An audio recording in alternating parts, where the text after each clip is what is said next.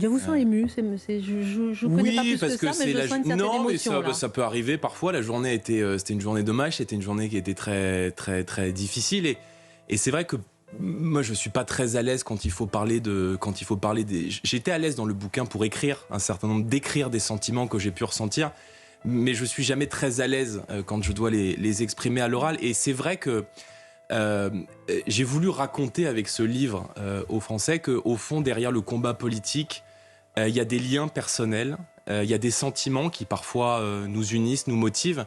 Et je raconte les coulisses de cette première interview. Je me retrouve chez votre confrère Jean-Jacques Bourdin sur une chaîne concurrente dans une grande matinale que tout le monde connaît.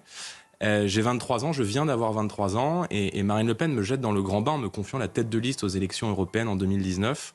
Et je me rappelle, je raconte ce coup de fil de Marine qui me dit et qui me pousse avant en me disant « oublie tout et souviens-toi qu'en politique, on ne transmet que la foi que l'on a ». Cette phrase ne m'a jamais quitté. Et je pense que la politique, c'est des idées, mais c'est aussi des sentiments.